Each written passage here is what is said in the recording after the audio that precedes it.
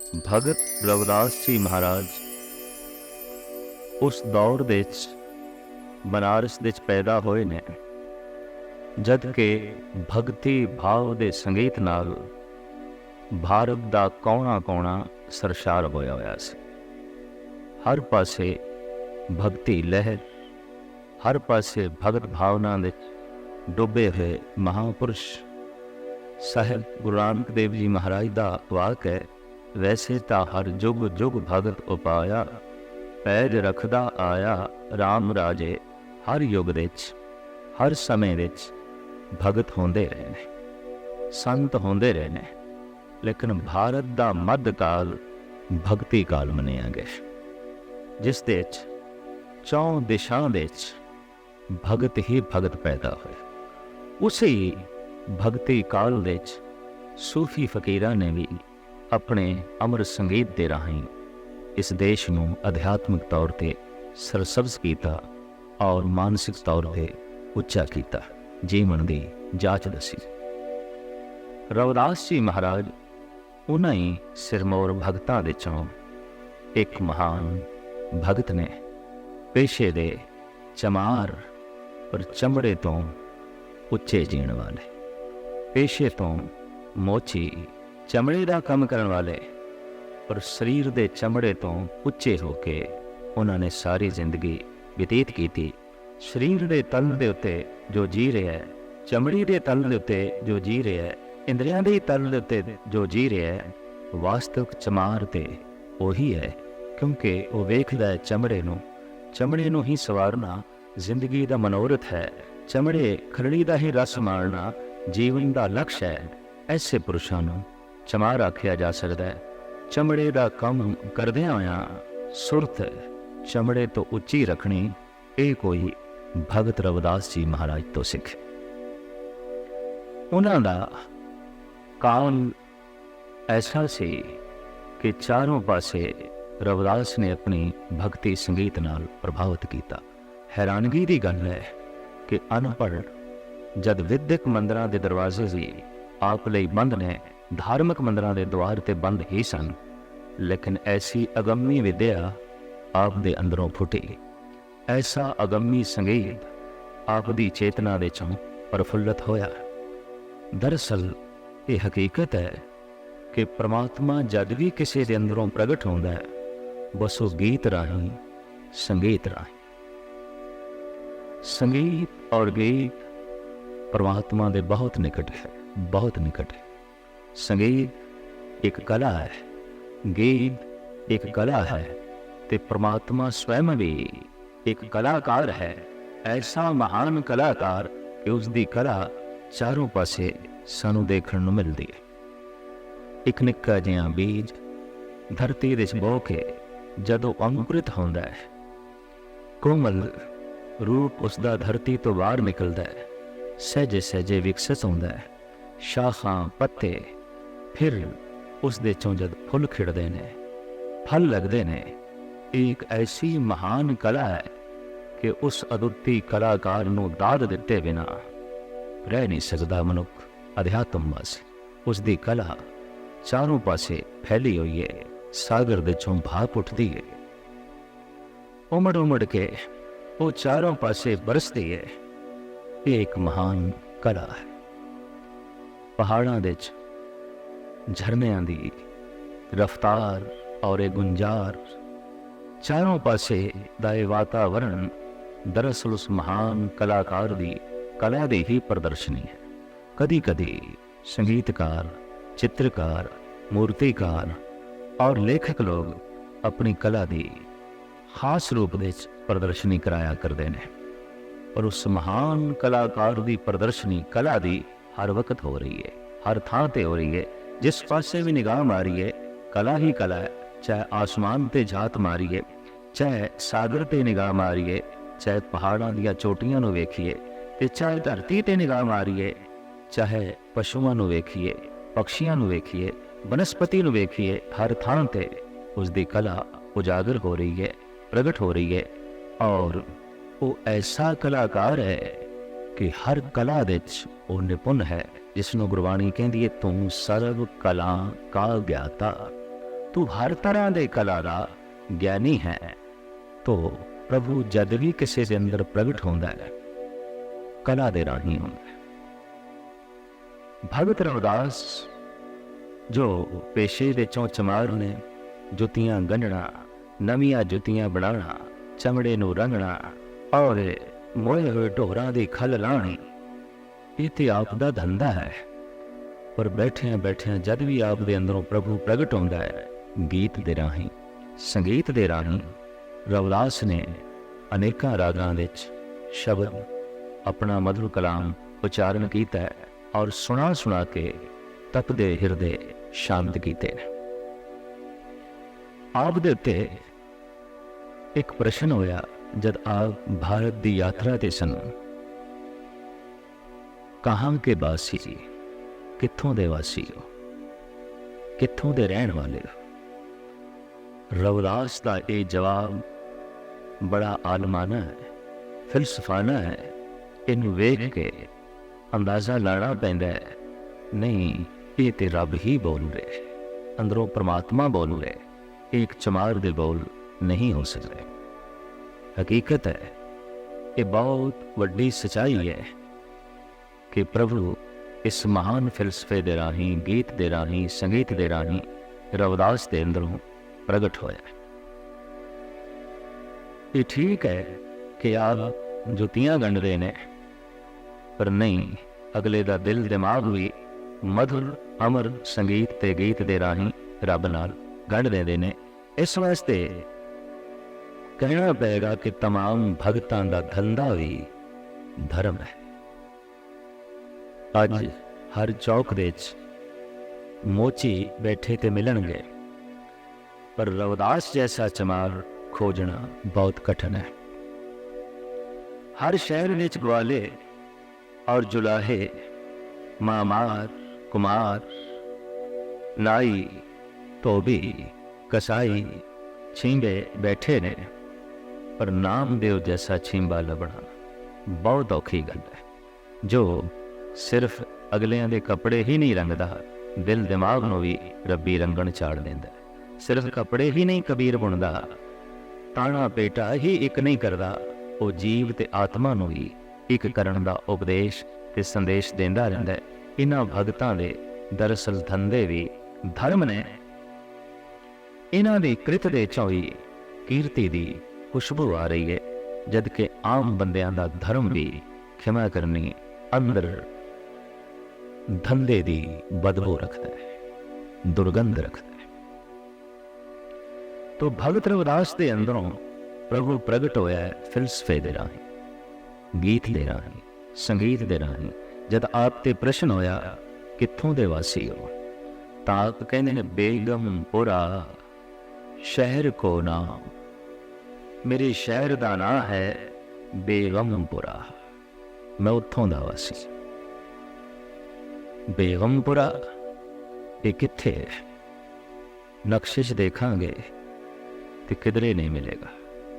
किसी मुल्क दे एक कस्बे शहर दा नाम नहीं है, प्रांत दा नाम नहीं है। धरती दे उत्ते जिथे भी चले जाइए गम मौजूद है, दुख मौजूद है। ऐसा कोई व्यक्ति नहीं जिहड़ा गमगीन ना हो, ऐसा कोई परिवार नहीं जिथे दुख ना हो, ऐसा कोई कस्बा ते शहर नहीं जिथे विपतावां ते कलेश ना हो। कोई ऐसा धरती ते मुल्क नहीं है जिथे गम ना होवे। पर रविदास कहंदे ने मैं ते उत्थों दा वासी जिथे गम है ही नहीं। बेगमपुरा शहर को नाओ, दुख अंदो नाही तै ठाओ। जिस नगरी दा मैं वासी हाँ उत्थे दुख है ही नहीं, उत्थे पीड़ा है ही नहीं, उत्थे कलेश है ही नहीं। हुण रविदास दे दसे हुए इस बेगमपुरे नूं लभीए जमीन दे उत्ते जिथे गम नहीं, दुख नहीं। तो धरती दे उत्ते ते ऐसा लभना बहुत औखा है, जबकि हर बंदा गम दी सेजा ते ही सुता है। हर बंदा पीड़ा ते हौकियां दे च ही जिंदगी बतीत करदा है। जैसे कि उर्दू दे शायर दा कहना है कबाबे सीख हैं हम करवटें, हर सू बदलते हैं। जो जल जाता है ये पहलू, तो वो पहलू बदलते हैं। इतनी दुख है, इतनी पीड़ा है, इतना कलेश है। इस दुख भरे वातावरण विच, इस कलेश भरे संसार विच रविदास कहंदे ने मेरी नगरी दा नां है बेगमपुरा। उत्थे दुख नहीं है, उत्थे होर भी कुछ नहीं है कि ना तशवीश खिराज ना माल, खौफ ना खता ना तरस जवाल। उत्थे कोई चिंता भी नहीं है। मनुखता दे उत्ते दृष्टि वारी है ते हर बंदा चिंता विच जी रहा है। गुरु अर्जन देव जी महाराज भी ऐसा ही फरमान करते हैं, चिंतत ही दिसै सब कोय। सारा जगत चिंता दे विच ही दिखाई दे रहा है, चिंता दे विच ही जी रहा है। चारों पासे देखते हैं मनुख दी अखां विच चिंता, मनुख दे बोलां विच चिंता, मनुख दे चेहरे दी चिंता। उठदियां बैठदियां हौके मनुख दे दसदे ने कि चिंता विच जी रहा है। ते चिंता भविष्य दी ही होंदी है। पता नहीं आने वाला कल कैसा होगा, इसकी चिंता। पर रविदास कहते ने मेरी नगरी विच चिंता है ही नहीं। जीवन का एक ढंग है। ये नगरी बार नहीं है। ये शहर किसी नक्शे विच देखांगे तो नहीं मिलेगा। दरअसल एक हालत है, ये मन की एक अवस्था है, एक जीवन का ढंग है। एक आलम का कहना है, जो हंस रहा है सो हंस रहेगा, जो रो रहा है सो रो रहेगा। सकूने कल्ब से खुदा खुदा कर, जो कुछ के होना है सो हो रहेगा। तुम अपना सकूने कल्ब नाश ना कर। जो कुछ होना है वो तेरे कीतियां टलना नहीं, रुकना नहीं। हाँ, तू इतना ही कर सकता है कि जो कुछ होना है इनू खिड़े मत्थे तस्लीम कर ले। जो कुछ होना है इनू खिड़े मत्थे प्रवान कर ले। जो कुछ होना है उन्होंने अपनी झोली विच पा ले। तो रविदास कहते ने जिस शहर का मैं वासी, उत्थे चिंता नहीं है, ना तशवीश, खिराज ना माल। खिराज टैक्स। दुनिया दे च रहिंदियां जैसे जैसे बंदे दी धन संपदा वधदी है, मान असबाब वधदा है, तो टैक्स भी वधदा है। तरह तरह दे उन्होंने टैक्स भी देने पैंदे, खिराज भी देना पैंदा है। लेकिन रविदास जी महाराज कहते रहे कि संपदा वधदी जा रही है, धन वधदा जा रहा है, परम आनंद वधदा जा रहा है, पर मेरे ते कोई टैक्स नहीं, मेरे ते कोई खराज नहीं किसी प्रकार का भी। हालांकि बैरूनी दुनिया च असीं देखते हैं कि मनुख का सुख वधे, मनुख का आराम वधे, मनुख की दौलत वधे, मनुख की संपदा वधे, तो उहदे नाल ऐ भी चिंता वधदी है, दुख वधदा है कि टैक्स वधेगा, खराज देना पेगा। पर रविदास जी महाराज कहते ना तशवीश, खराज ना माल। जो माल मेरे कोल है उस ते मैनू खराज नहीं देना पैंदा, टैक्स नहीं देना पैंदा। सवाल इत्थे पैदा होंदा है, माल की है? माल ऐसा है, दुनियावी दौलत नाल उसनू खरीदना बहुत ही कठिन है, अत्यंत कठिन है। सोने दियां मोहरां दे के निश्चिंतता खरीदनी बड़ी औखी गल है। सोने दियां मोहरां दे के दया, शील, संजम बाजार दे चों नहीं मिलेगा। संतोख ते सबर ये किसी दुकान तो नहीं मिलेगा, किसी बाजार दे च नहीं मिलेगा। ये ऐसे गुण ने, ऐसा माल असबाब है जो दिन दुनिया दे बाजार दे च नहीं मिलेगा। स्वयं भगत कबीर ने इसनू इस ढंग नाल बयान किया है कि राम पदार्थ पाए के कबीरा गांठ न खोल। ये जिहड़ा पदार्थ, ये जिहड़ा माल तू प्राप्त किया है, ऐ कबीर इस पदार्थ की गठड़ी किधरे खोली ना। इस माल असबाब की कठड़ी किधरे खोली ना। क्यों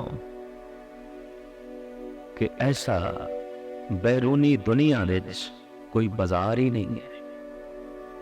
राम पदार्थ पाए के कबीरा गांठ ना खोल, नहीं पटन नहीं पार खो, नहीं गाहक नहीं मोल।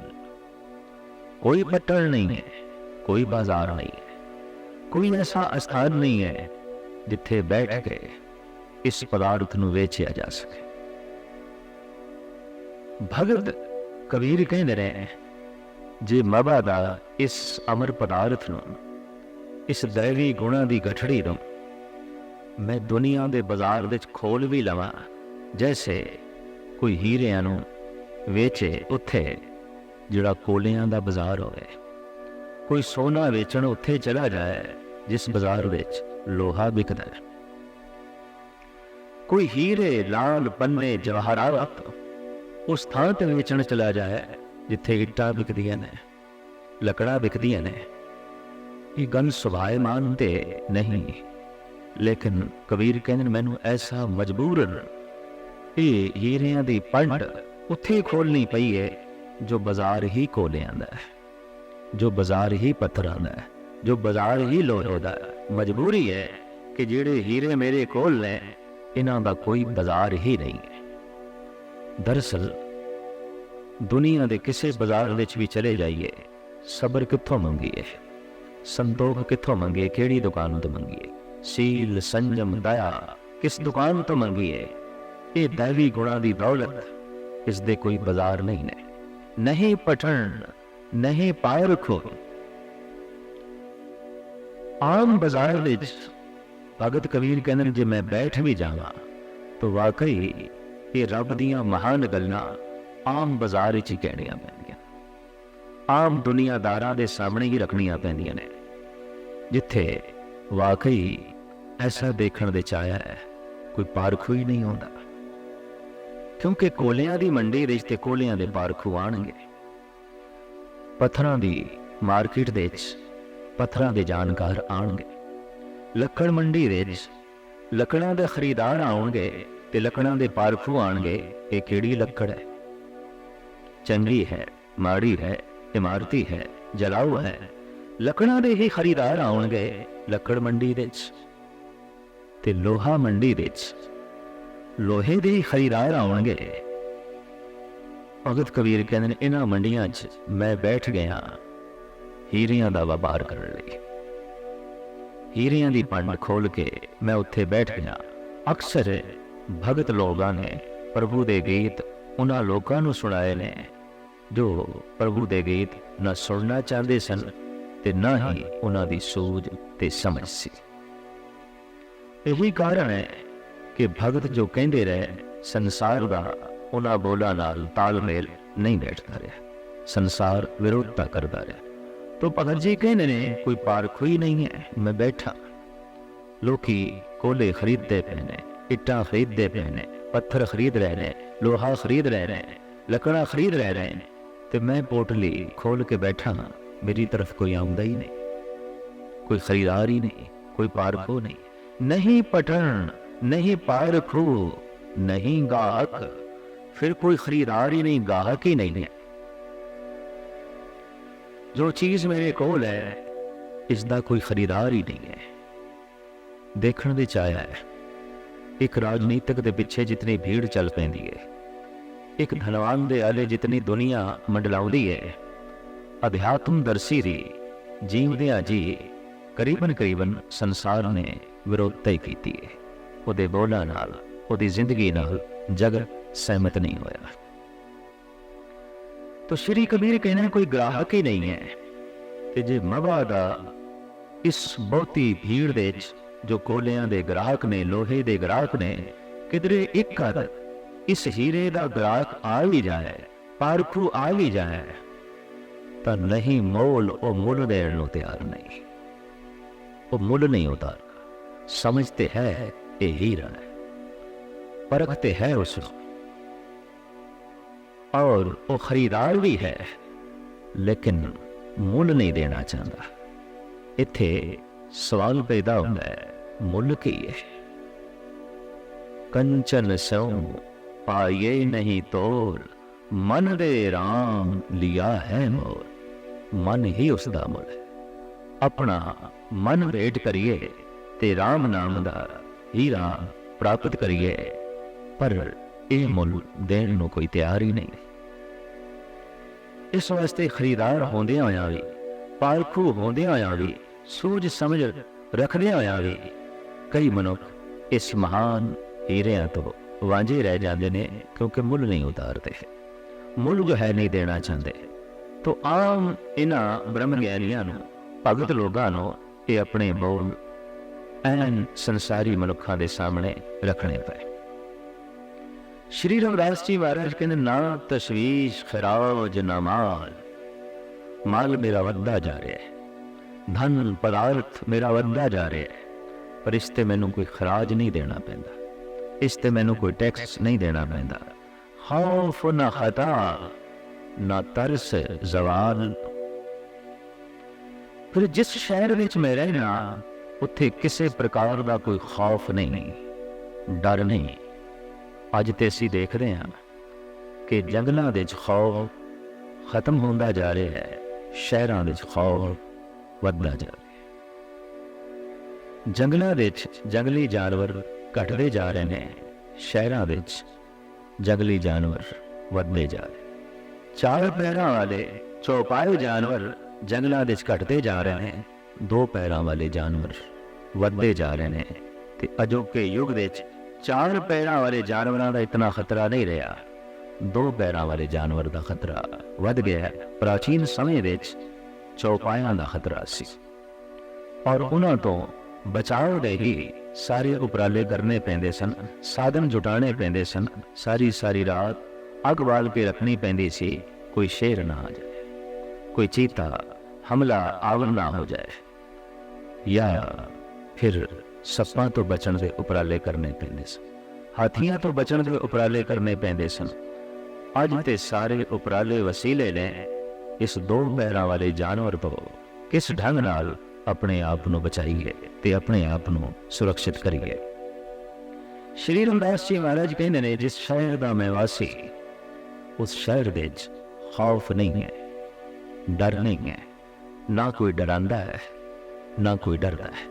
दरअसल यही ब्रह्म ज्ञानी के लक्षण ने। गुरु तेग बहादुर साहब जी महाराज फरमान करते हैं, भय कामों को देत नय भय मानत आन, कहो नानक सुधरे मना, ज्ञानी ताहे बखाना। डराना दुष्टपना है, डरना कायरता है, बुजदिली है। बुजदिली भी परमात्मा तो दूर है, पर जालिम भी परमात्मा तो दूर है।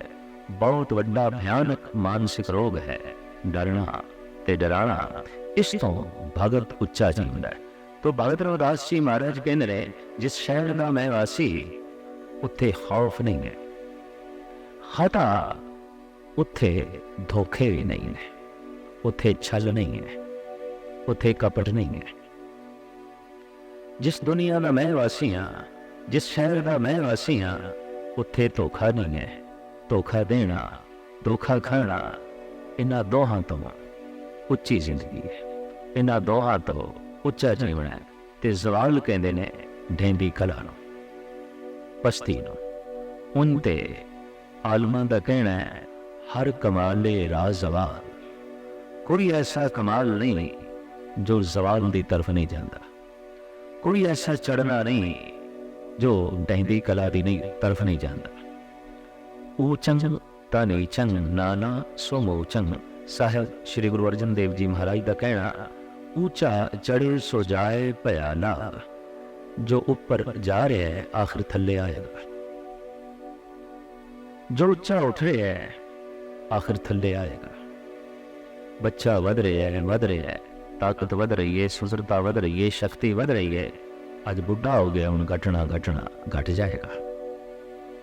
हूँ ढेंदी कला, हूँ जवाल, शरीर जवाल की तरफ जाते ने, पहाड़ जवाल की तरफ जाते ने, सूरज चंद तारे जवाल की तरफ जाते ने। स्वयं गुरु अर्जन देव जी महाराज फरमान करते हैं, घटंत दीपं घटंत रूपं घटंत रवसस निखत्र गगनं घटंत गिरतर्स खंडन।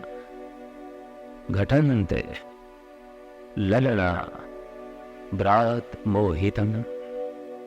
आखिर इस्त्री दा मोह, भरावां दा मोह भी एक शिखर ते पहुँच के घटना शुरू हो जाता है।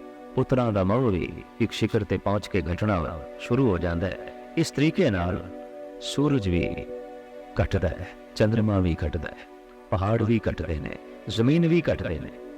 ते जो घटदा है आखिर मिटदा है, जो वधदा है वो घटदा है, जो घटदा है वो मिटदा है। ये नियम सब ते लागू है, एक ते नहीं लागू।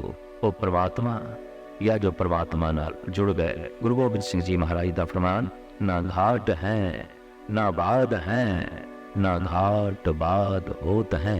ईश्वर दे अकाल पुरख दे ना घटना है ना वधना है। बाकी हर चीज़ वादे की तरफ जाती है, तो वादे तो बाद फिर घाटे की तरफ जाती है, तो घाटे तो बाद फिर मिट जाती है। वधना घटना मिटना ये नियम हर एक ते लागू है, हर वस्तु ते, हर जीव ते, हर आकार ते। पर श्री रविदास जी महाराज कहते जिस शहर का मैं वासी हाँ उत्थे जवाल है ही नहीं, उत्थे घटना है ही नहीं। तो जब घटना ही नहीं तो फिर मिटना भी नहीं है। अमिट दुनिया की प्राप्ति हो जाती है, अमिट संसार, अमिट आनंद, अमिट सुख जो नेस तो नाबूद हो ही नहीं सकता। ना तस्वीर खराज न मार, खौफ न खता न तरस जवाल। अब मैं खूब वतन गहे पाई, उहाँ खैर सदा मेरे भाई। उस शहर दे सदैवी खैर बने हुए, सदा ही खैर, सदा ही चढ़दियां कला, कभी माड़ी खबर नहीं आवदी। जमीन दे उत्ते कोई ऐसा मुल्क नहीं जिथे रोज कोई ना कोई माड़ी खबर ना आवे। कोई ऐसा शहर नहीं, कोई ऐसा प्रांत नहीं जिथे माड़ियां खबरां अखबारां विच पढ़न नूं मिल जो है ना मिलन। पर श्री रविदास जी महाराज कहते जिस शहर का मैं वासी हाँ उत्थे सदैवी खैर है, कभी कोई माड़ी खबर उस शहर की है ही नहीं।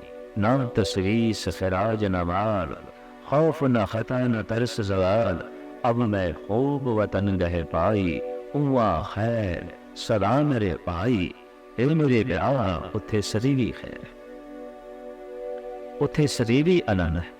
मैं उस शहर का वासी, मैं उस नगरी का वासी, और उस नगरी के वासी ही सारे लोग तुसी बनो। हकीकत है बैरूनी दुनिया में जिस मुल्क के सुख ज्यादा होवे वो मुल्क बाकी लोगों लिए अपने मुल्क के दरवाजे बंद कर देंगे ने। दुखी नहीं, कमजोर लिए, गरीबा लिए अपने मुल्क के द्वार बंद कर देंगे ने। ऐसा असी धरती ते देखते हैं।